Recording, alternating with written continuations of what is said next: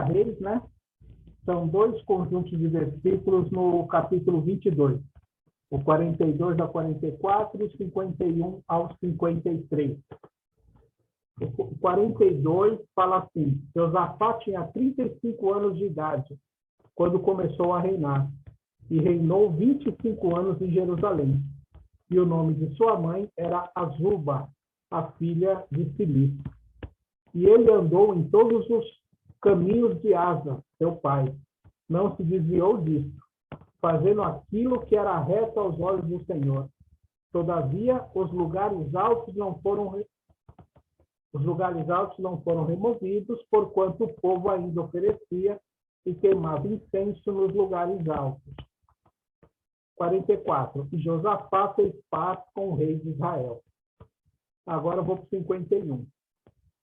Acasias, filho de Acabe, começou a reinar sobre Israel em Samaria no 17º ano de Josafá, rei de Judá, e reinou 2 anos sobre Israel.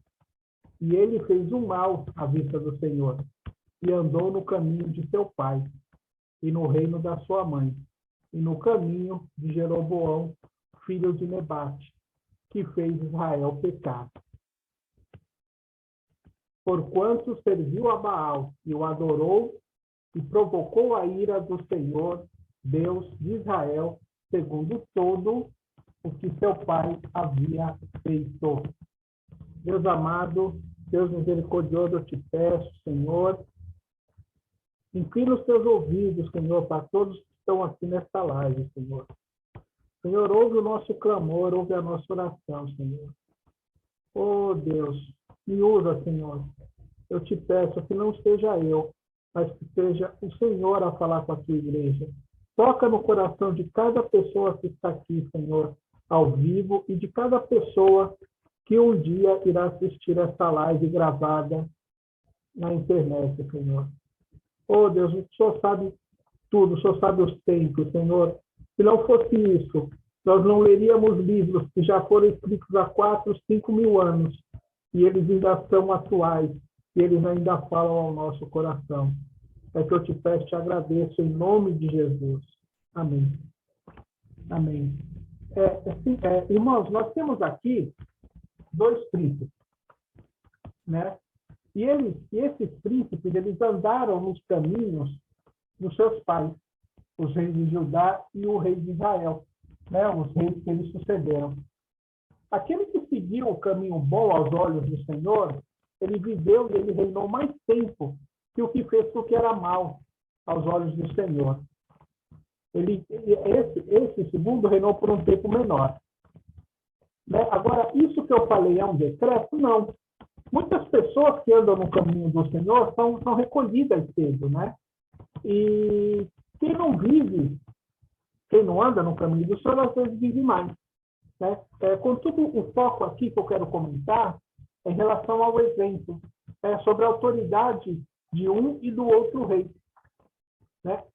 Aí eu digo, todo filho que tem um pai bom é bom? Não. E vice-versa. Desculpa. Mas o que teve o bom exemplo, pelo menos ele sabe que se ele for para o caminho errado, né, ele não tem a desculpa de falar de que ele não estava, que ele não sabia. Os gêmeos, por exemplo, se eles optarem por um caminho errado, eles não podem falar que eles foram criados em situações desfavoráveis. Né? E aí eu faço um link para o trabalho que a irmã Monique faz na igreja, que ela desenvolve. Esse eu acho o caminho mais importante, é o trabalho mais importante de todos, porque o resultado do trabalho que ela está fazendo vai sair daqui a 20 anos, no mínimo. Se a gente pensar que o trabalho do pastor Alceu é um trabalho de construção, ele é como mestre de obras, né? Ele está fazendo casas na rocha para nós morarmos. Né? Se o Ministério de Louvor, a Bruna, o Ricardo, o Arlen, a irmã Valéria, a Maiara, o André, né? Se o ministério deles, né? Se eles, enquanto integrantes, eles levam a nossa adoração a um outro nível, né? Quando a gente está, sabe aquele louvor que toca ali, né? pega ali na veia da gente, né?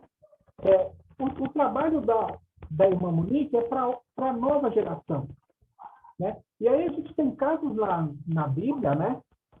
Como o trabalho dela é importante, nós temos exemplos na Bíblia e temos exemplos no nosso próprio país, onde crianças ou adolescentes tiveram que assumir responsabilidades muito cedo. O nosso segundo imperador, ele teve que assumir, né? Ainda com coisa entre 14 e 16 anos no máximo, né? Aí eu quero fazer um link em relação a essa questão da escolinha infantil. Os Estados Unidos, eu acho que eles são o único país que foi montado, foi criado debaixo do protestantismo, né? E aí Deus e a religião sempre foram muito caros aos americanos, né? Contudo, lá pelos anos 70, os anos 80, as escolinhas dominicais, elas não estavam mais ensinando a palavra de Deus. Não se fazia mais aqueles cultos que era voltado para as palavras das crianças, palavras que elas pudessem entender, do jeito delas, quem era o Deus Pai, o Deus Filho, o Deus Espírito Santo. Elas iam lá e brincavam. O resultado, hoje, 40, 50 anos depois, é que os nossos irmãos em Cristo lá, eles estão mais frios. E se você somar isso, que nas escolas eles estão proibindo as orações entre as aulas, nos jogos escolares eles estão proibindo orações antes dos jogos, né? Você muda o conceito de Deus ali, né? Então, Deus não é mais um provedor de salvação de alma, mas ele é um Deus provedor de bens materiais, né? Como eu estava procurando aqui um exemplo, eu achei um celular que custa 48 milhões e 500 mil dólares. Mas aí você não se preocupa, tá? Porque se você achou ele caro, tem uma linha mais barata que é só 32 milhões e 500 mil dólares. Faz vezes 5, chegamos no valor aqui no Brasil. Não é nada, já é uma economia de 16 milhões, né? Nós ainda não fazemos esse tipo de trabalho na nossa comunidade, né? Que tipo de trabalho? Visitar prisões, visitar a Cracolândia, ainda não nos deram, Deus ainda não deu essa direção para a gente. Mas eu creio que se a gente fôssemos dados essa direção, se nós fôssemos às prisões, quantos filhos e filhas de cristãos nós acharemos lá? E se fôssemos à Cracolândia? E aí eu não digo filhos, eu digo quantos irmãos e quantas irmãs nós acharemos lá?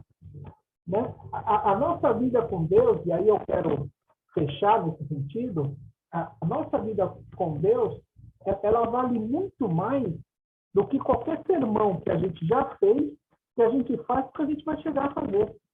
Né? Os nossos filhos, os nossos jovens, quem está à nossa volta que não é jovem, né? Mas que nos observa, vejam bem, um príncipe que foi de Judá, quando ele fez o que era reto, ele ajudou o povo a se consertar, e ele até fez um tratado de paz com Israel. Já o outro príncipe, o de Israel, ele fez o que era mal aos olhos do Senhor, levando o povo a pecar, né?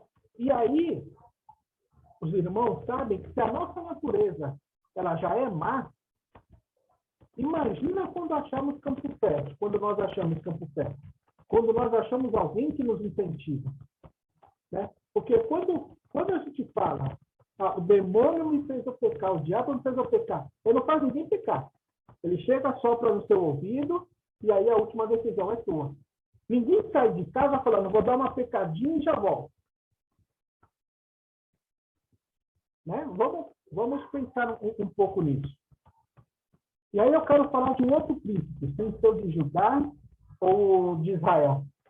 Quero falar de Jesus, filho do Deus Pai, filho do Rei dos Reis.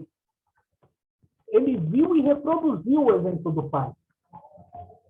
Depois que Jesus ele subiu, após a sua ascensão, né, ele deixou de ser unigênito e passou a ser primogênito. Ou seja, né, ele é o nosso irmão mais velho. E nesses 2000 e poucos anos, ele ganhou milhões de irmãos, milhões de almas. Né? Mas, como eu falei em relação ao exemplo, como que nós estamos? Né? Será que esses irmãos que já passaram nesses 2000 anos, eles conseguiram seguir o caminho do Pai, do nosso Pai? Será que nós estamos conseguindo seguir o caminho? Né? É uma coisa engraçada que eu vou falar agora, mas eu acho que uma das melhores coisas que Deus deixou foi não deixar a gente saber quando a gente ia morrer. Porque senão a nossa cabeça ia pirar. Já pensou se você soubesse quando que você fosse morrer? E aí tem uma pegadinha que eu vou falar um pouquinho mais para frente.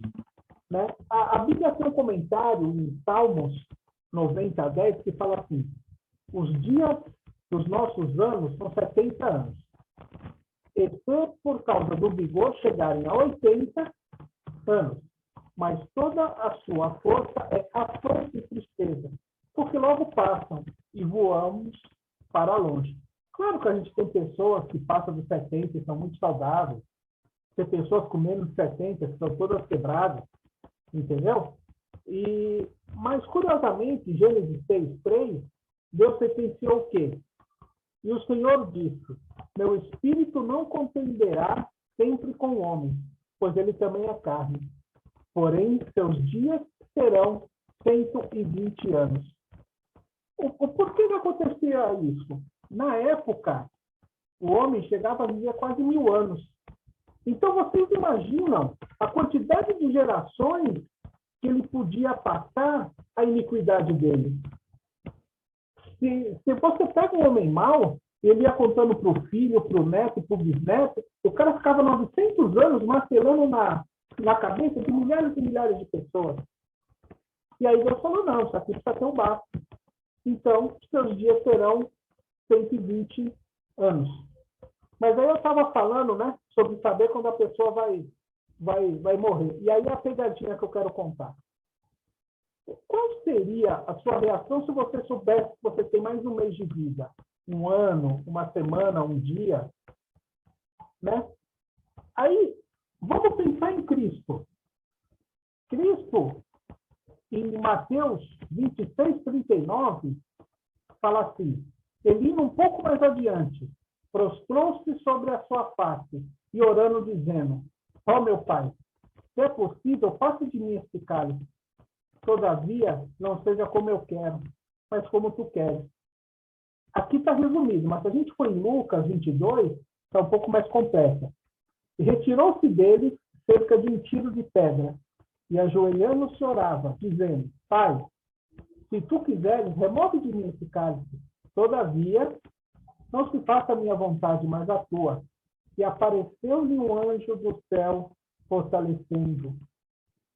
Se ele tivesse um pecado, apareceria esse anjo para fortalecer? Porque o pecado não é o tropeço, mas é aquela coisa que é tão recorrente na nossa vida que a gente já nem liga mais. A gente já nem pede mais perdão. Aí o 44 fala assim: estando em agonia, ele orava mais intensamente. E o seu suor tornou-se como grandes gotas de sangue que caíram por terra. Se até Jesus pediu para sair, como diria o Capitão Nascimento, imagina a gente se a gente soubesse a hora da nossa morte como que a gente ia morrer.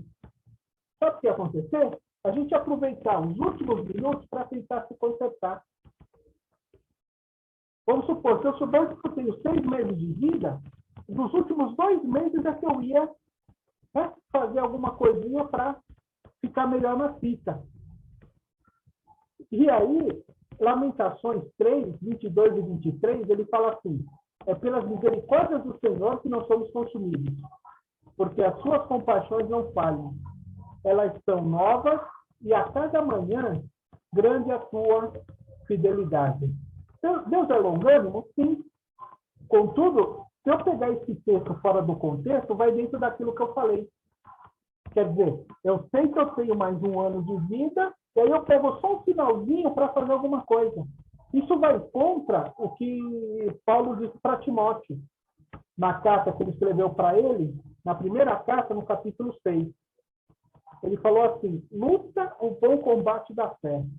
Toma posse da vida eterna, para a qual também foste chamado, tendo já confessado boa confissão diante de muitas testemunhas. Mando-te, aos olhos de Deus, que todas as coisas vivifica, e diante de Cristo Jesus, e diante de Pôncio Pilatos, deu testemunho de boa confissão. Que guardes este mandamento sem mácula e repreensão, até a aparição do nosso Senhor Jesus Cristo, a qual a seu tempo mostrará quem é o bendito e único poderoso, Rei dos reis e Senhor dos senhores, o único que tem a imortalidade e habita na luz, da qual ninguém pode se aproximar, a que nenhum dos homens viu, nem pode ver, ao qual seja a honra e o poder para sempre. Amém. Muitos acham, para encerrar e passar para o diácono Daniel, muitos acham que com 20, 30 anos ainda não está amadurecido. Acha que dá para viver, e depois, não, pode deixar. Você vai falar de Jesus para uma pessoa? Não, esqueça não, irmão. Eu estou aqui vivendo mais um pouquinho, mas daqui a pouco, assim que eu resolver alguns problemas aqui fora, eu entro de cabeça, porque quando eu fizer, eu vou fazer de maneira séria. E aí eu não sei quem foi escrever essa frase, quem foi que disse essa frase, eu passei a tarde inteira procurando, não achei nenhuma referência, se eu descobrir, depois eu conto. Mas a frase, ela fala assim, Deus morreu entre dois ladrões. Um aceitou no último minuto, para que você saiba que você tem esperança até o leito de morte. Outro não foi salvo, para você saber que o cavalo passa arriado na sua frente, e às vezes você deixa a oportunidade passar. Então, irmãos, vamos pensar. É agora que a gente tem que dar o nosso melhor para Deus. Não vamos esperar para amanhã, porque hoje é o dia que Deus fez para a gente. Hoje é o dia que Ele quer alguma coisa da gente. Amém? Quero agradecer a oportunidade.